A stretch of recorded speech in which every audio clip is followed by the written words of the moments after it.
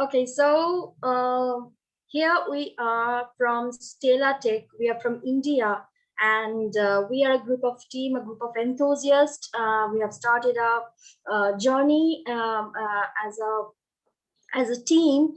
We want to establish an ecosystem, an energy ecosystem between space and art. And thank you, Julio, again for giving us the opportunity for the at the Space Habitat Event 2021. And I'm amazed to see the people presenting their unique ideas on their research progress. So I'm starting my today's presentation.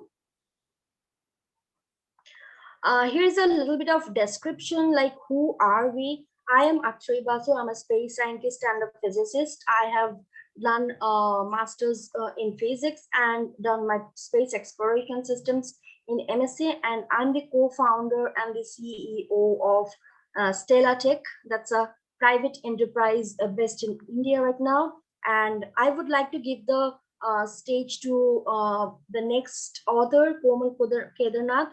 He would introduce himself. Yeah, Komal, over to you. Hi everyone. I'm Komal Kedarnath, co-founder of STELLA Tech. I'm a mechanical engineer by profession, and I love math and play around with software a lot. Good to be here. Thank you, Komal. Now I'm going to give the stage to Sharath. Sharath, over to you. Hi, I am Sharath Chandra. I have done my master's in nanotechnology and bachelor's in mechanical engineering. I am an space enthusiast person. I have done a research related to aerospace, aerodynamics, and photonic propulsion. And now here I am working as a R&D engineer in this system, in this STELLA Tech company. Thank you, Sharath. Thank you. Now I'm giving the space to S. Majal Shiny. Yeah, Majal, over to you. Hello everyone, I'm Majal Shani. I'm a final year aerospace student from Karunya University, and I'm a core team member of STELLA Tech.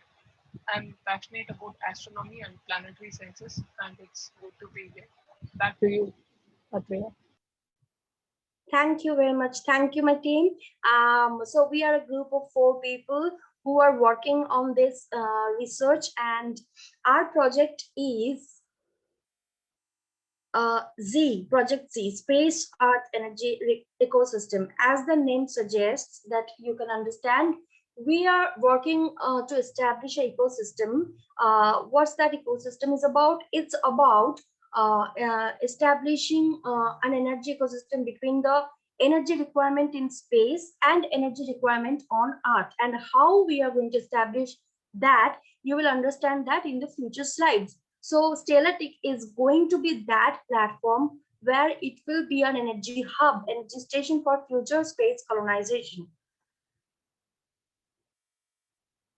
So who are we? We are STELLA Tech is a 5 months old baby, 5 months old startup working on this energy ecosystem to conquer space energy ecosystem in the world.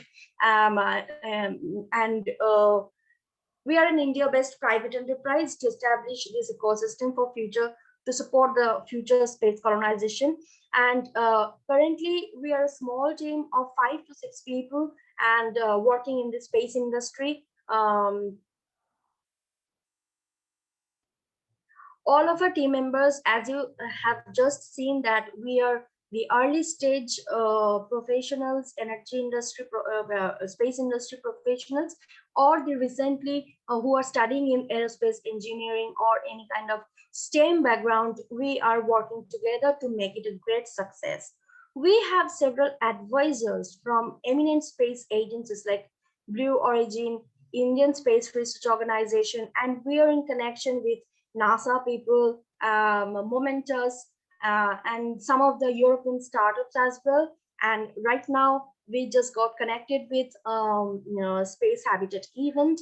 So we are glad that we are in the process of making this industry and R&D partnerships. And we hope that in few weeks, we will be we will be having a lot of partnerships on board who are working together to reach the same goal. Now, by now, I think you are clear about the title of our project, that is to establish space Earth energy ecosystem. But to understand it more clearly, we have segregated the problem or the scenario on Earth and space. Then we have tried to provide a solution to that. So what is the scenario on Earth? With the current trend in global energy crisis, study says from United Nations that the rate of energy consumption will spike up as the population will go up to 9.7 billion by 2050 as projected by them. And this is a graph from a projection by United Nations. And as you can see, the energy consumption, the x-axis says the horizontal axis, the x-axis is the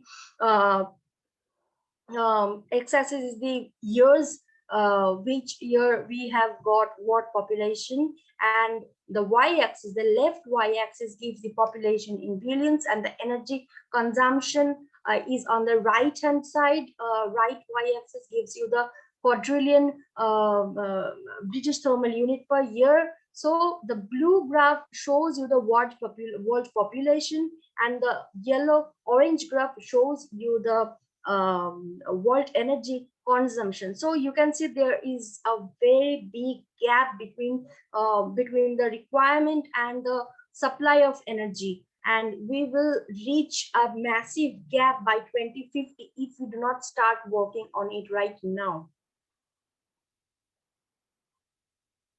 The next scenario, scenario B, is what is the cause of this gap of energy requirement and energy supply on Earth? The cause can stem from different fundamental situations. One is the local market shortages, increased border tension like war or political or military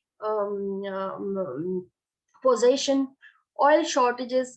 As we can see that in the Middle East, there is a lot of oil shortages, and also war, manipulation in the energy market, and disharmony in the energy market equilibrium. So these are the few fundamental reasons that the energy crisis is stemming from. The third scenario, scenario C, is we are in the era of fourth industrial revolution, and we all know the SpaceX, Elon Musk is launching a lot of satellites to provide high-speed internet. That's the good side of that, launching Starlinks into to the orbit and provide high-speed internet to support this fourth industrial revolution. And that is, without any doubt, we know that that is going to require a lot of energy on Earth. Now moving on to the scenario in space. What's happening in space in the context of energy?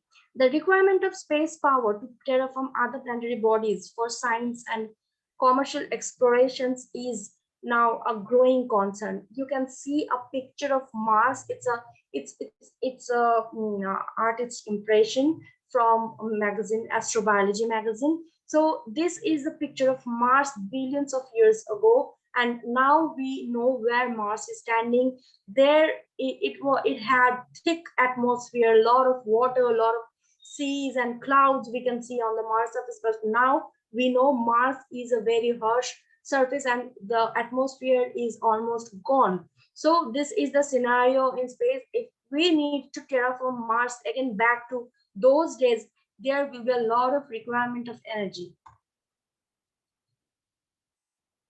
To expand the human presence beyond Earth has become mandate now, because we know we do not want to die like dinosaurs, and to establish that space habitat, we need space technology for space tourism or colonization on Moon, Mars, other planetary bodies, for asteroid mining, for resource mining from the asteroids. So we need this kind of space habitats on the other planetary bodies, and that is going to require a lot amount of energy. Going to the next slide, this is talking about the, okay, so now we know we need a lot of energy, but to stay over there, We are not talking about to just go and come back. It's not a sample return mission. It's not like we are going there as an astronaut, but performing some ISRO experiments and coming back. No, we are going to plan. We are planning to stay over there for a longer period. So constructing architectures on Moon and Mars surface and creating the base will require immense supply of clean, consistent, renewable energy, because we are looking for a green solution, which is eco-friendly solution for energy in the context of energy. The next scenario in space is this space in energy industry is in terms of business. It's a the demand in market energy is very high currently, because we are really thinking in the next coming decades, into 1 or 2 decades, we are definitely going there. We are definitely going to set our footprint on Moon, obviously, and also Mars. So this trend in the energy industry is quite high. Now, to perform, to meet our requirements, to meet the complexity of the system, we need a maintenance, we need a balance between the human and the machinery interface. That is also going to require billions of energy production. So these are the few scenarios from Earth and space. Now, what is the solution? If we talk about the solution is Project Z.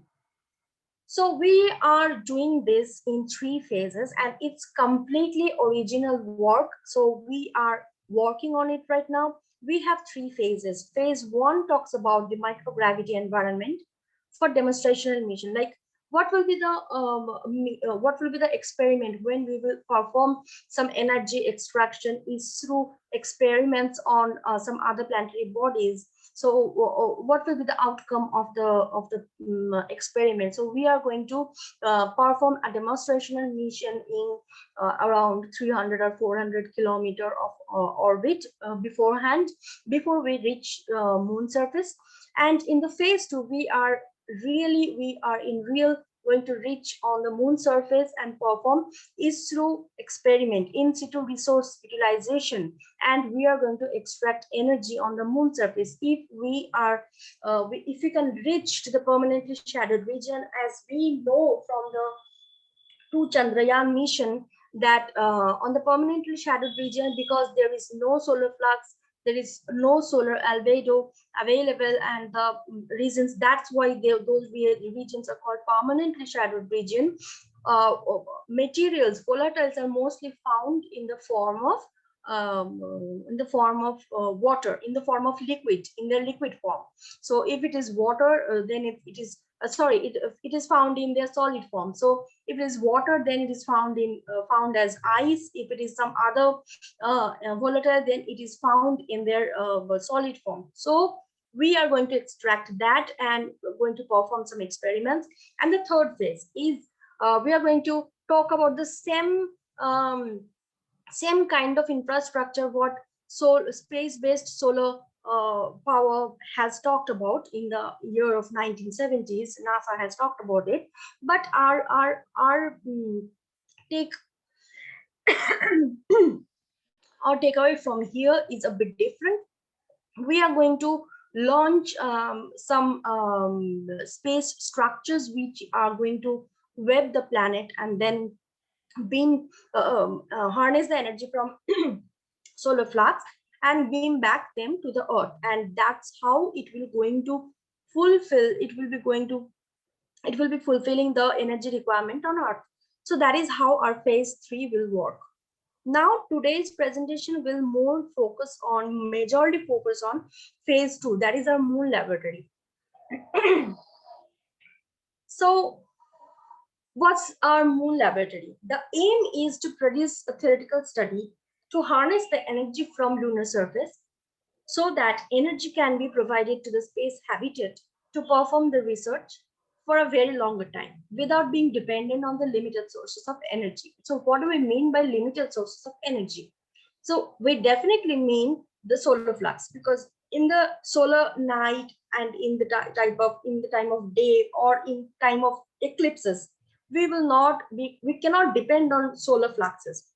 a lot. So that is why we are going to find a permanent, consistent, clean, green solution. So that is why we are establishing Moon Laboratory in the phase 2. Within the next 2 decades, human is going to set their footprint on Moon and Mars, as I just said. The use of telerobotics, tethered robotic rovers, and other commercial and science explorations will settle some space architectures to support the operations on the surface of, if it is Moon, then lunar surface, Mars, and other planetary bodies. To establish human space habitat for sustainable and affordable human life settlement, extraction of energy from permanently shadowed regions on the Moon are and other uh, high resource planetary bodies are the main solution for this. Apart from the traditional solutions like using batteries, solar photovoltaic cells used on rover, lander, rechargeable batteries, and other conventional methods, we believe that ISRO method is going to be cost effective. It will not be time consuming. It will be having very complex, less complexity. It will have less complexity, and it will be less hazardous, because uh, if we found a solution on the lunar surface, it will have no transportation cost, so it will obviously reduce the cost, and it will provide a consistent, clean, and affordable supply of energy to the space habitat.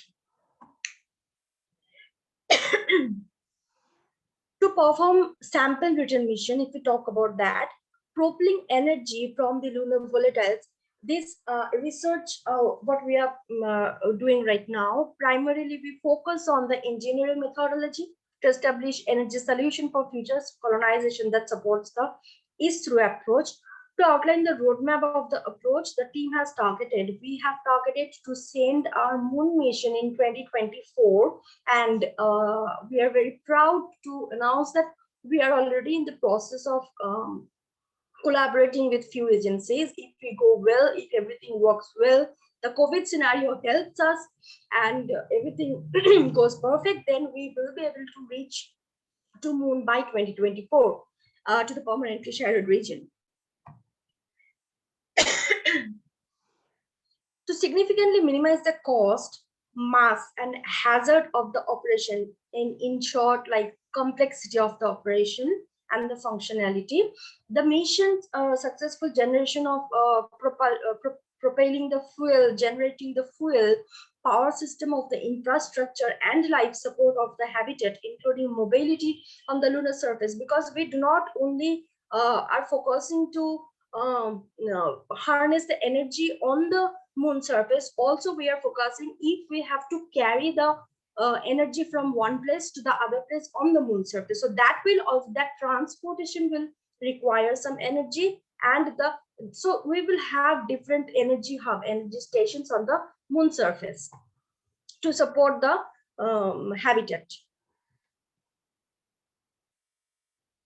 So how we can do that?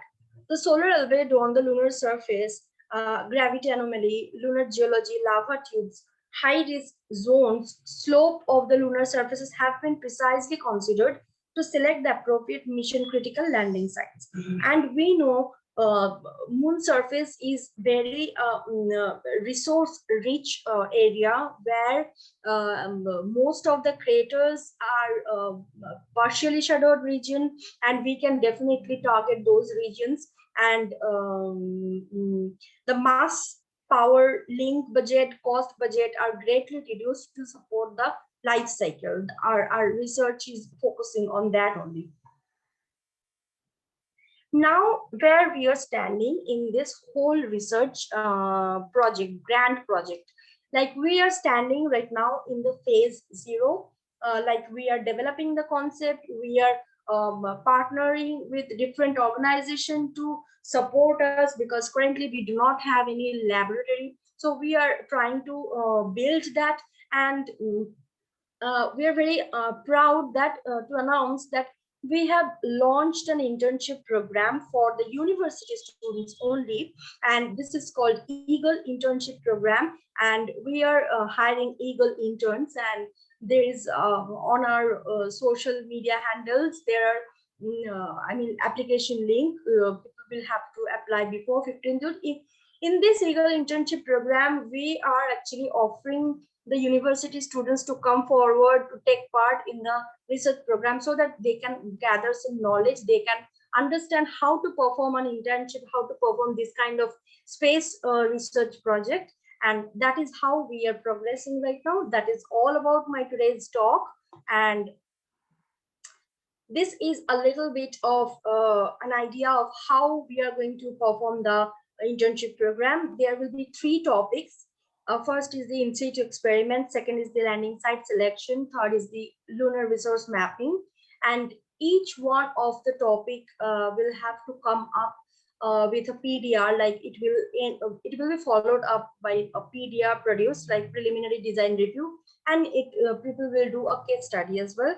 Apart from that, in the in-situ experiment, they will do payload selection, obviously the experiment statement, and the budget outline. Budget outline means the cost, link, mass, power, everything will have to be there. In the landing site selection, they will have to study the lunar surface, the permanently shadowed region detection. They will have to study the far side, and how will be the technique of rover deployment. If it's not moon surface, if it's Mars surface, if it's some other asteroid surface. So in every surfaces, the rover deployment process will be different. So we will study that as well. And in the lunar resource mapping, we will study the lunar geology, how the energy extraction process will take place, and the volatile detection will take place. That is all about the internship program. And thank you very much. And I think I am done with this. And at the end of my talk, I'm going to just say what will be the expected end deliverables of the project. To send payload from Earth to the planetary surface, whether it's Moon, Mars, or any planetary body, transport, complex analysis, cost-effective energy production, building space architecture on lunar surface, calibration of the system, functionality or operational features, end of life, establishing the space Earth energy ecosystem. So these are the main fundamental pillars we are working on. We are working to, find a solution of, and this is it. Thank you everybody for listening us, and thank you Julio and Space Habitat event for giving us the platform to talk about, to take our to show our research program to all of you. Thank you everyone. Over to you, Julio.